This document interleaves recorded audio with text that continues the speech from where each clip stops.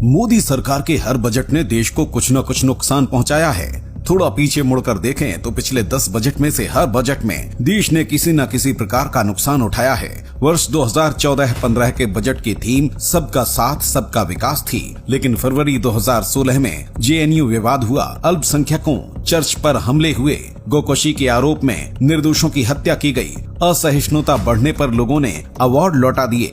2015-16 के बजट की थीम थी आसान बिजनेस, किंतु मोदी ने नादानी भरी नोटबंदी की, जिसके चलते 4 महीने के भीतर 15 लाख लोग बेरोजगार हो गए। देश की अर्थव्यवस्था को 1.5 लाख करोड़ का नुकसान हो गया। उत्पादकता 12.7% से घटकर 5.3% पर आ गई।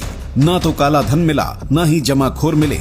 देश के जीडीपी को नुकसान पहुंचा। उद्योग धंधे ठप हो गए, बेरोजगारी फैल गई।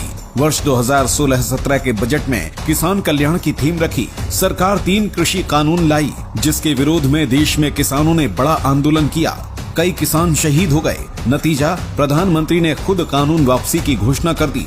2017-18 के बजट में डिजिटल इंडिया का नारा दिया, लेकिन शिक्षा, रोजगार और लघु उद्योगों की रफ्तार ठप पड़ गई।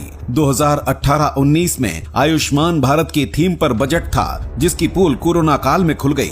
जनता सड़क पर दम तोड़ती और कराहती रही। 2019 के अंतरिम बजट में भी किसानों पर मुसीबत कम नहीं हुई। 2019-20 के बजट में मजबूत नागरिक थीम दी गई, पर नागरिकों पर कर्ज 2 गुना हो गया। 2020-21 के बजट में महत्वाकांक्षी भारत थीम थी, किंतु भारत के लोगों के सपने बिखर गए। कोरोना की पहली दूसरी लहर में 5 लाख लोग मारे गए, लेकिन WHO ने मौत का आंकड़ा 47 लाख बताया। 2021-22 में हेल्थ केयर की थीम दी गई, किंतु जनता की आर्थिक हालत बिगड़ गई। कोरोना के कारण बेरोजगारी 40 वर्ष के सर्वोच्च स्तर पर पहुंच गई। वर्ष 2022-23 में आत्मनिर्भर भारत की थीम दी गई थी। नतीजा, रिकॉर्ड व्यापार घाटे के रूप में सामने आया। वर्ष 2021 में व्यापार घाटा 69.38 लाख अरब डॉलर था, जो बढ़कर 2022 में 101.02% हो गया। यह मोदी के 10 बजट की कहानी है, जिसने देश को तबाह कर दिया।